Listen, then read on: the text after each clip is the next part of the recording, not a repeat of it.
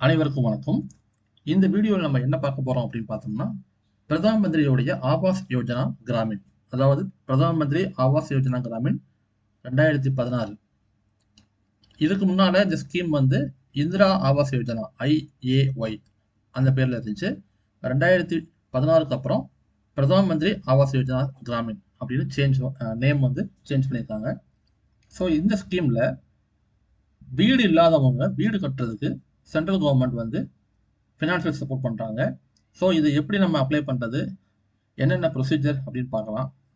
முழுக்க முழுக்க இது வந்து சென்ட்ரல் கவர்மெண்டோட ஸ்கீம். இந்த ஸ்கீமில் பிரதான் மந்திரி ஆவாஸ் யோஜனா கிராமின் இந்த ஸ்கீமில் மத்திய அரசுடைய ஊரக வளர்ச்சித்துறை அமைச்சர் அவர் வந்து இதுக்கு உண்டான ஸ்கீமுக்கு வந்து 10,000 கோடி வந்து நிதி ஒதுக்கீடு பண்ணியிருக்காங்க. இந்த 10,000 கோடியில் வந்து நம்ம வந்து இந்த தகுதியுடைய விண்ணப்பதாரர், அதாவது வீடற்ற குடும்பம், வீடு இல்லாதவங்க, அவங்களுக்கு வந்து தற்காலிகமாக வந்து வீடு கட்டி, அதாவது இந்த டென்ட்டு அந்த மாதிரிலாம் போட்டிருக்கவங்க, அவங்களுக்கு வந்து சொந்தமாக இடம் இருந்துச்சு அப்படின்னா அந்த இடத்துல 1 அல்லது 2 அறைகள் கொண்ட வீடு கட்டுறதுக்கு உண்டான சப்போர்ட்டை வந்து கவர்மெண்ட்லேருந்து பண்ணுறாங்க. ஸோ கவர்மெண்டோடைய இலக்கு வந்து ஆல்ரெடி 2016-17 வந்து இந்த ஸ்கீம் வந்து ரீநேம் பண்ணி ஸ்டார்ட் பண்ணிட்டாங்க. ஸோ இது வரைக்கும் 2 கோடியே வீடு வந்து கட்டி முடிச்சிருக்காங்க.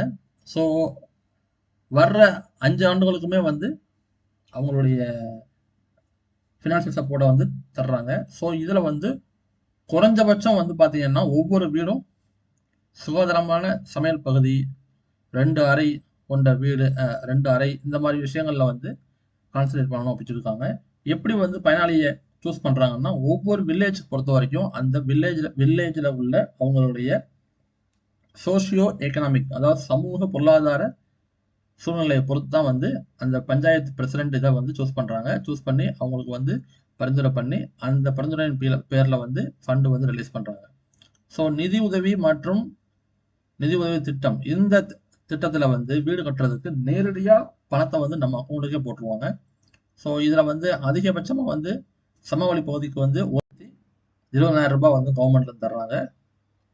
மலைப்பாங்கான இடங்கள்ல அப்படின்னா 1,30,000 ரூபாய் தர்றாங்க. ஸோ இதில் வந்து பார்த்தீங்க அப்படின்னா 60-40 வந்து ரேஷியோ, அதாவது நிதி மத்திய இதில் வந்து முழுக்க முழுக்க மத்திய அரசுடைய சப்போர்ட் மட்டும் இல்லாமல் மத்திய அரசு மாநில அரசு ரெண்டுமே கலந்து பண்ணுறாங்க.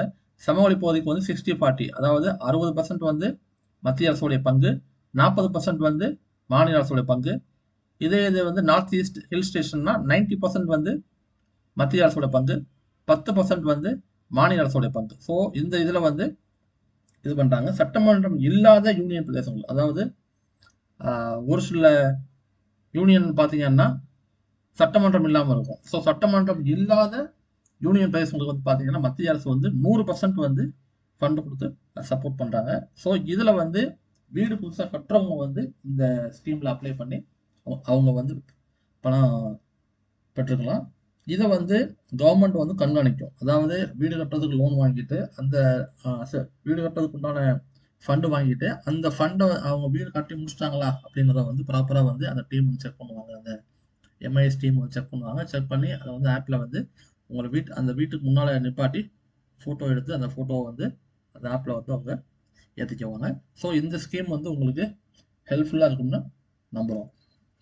உங்களுக்கு இந்த வீடியோ பிடிச்சிருச்சு அப்படின்னா லைக் பண்ணுங்கள், ஷேர் பண்ணுங்கள், சப்ஸ்கிரைப் பண்ணுங்கள். நன்றி.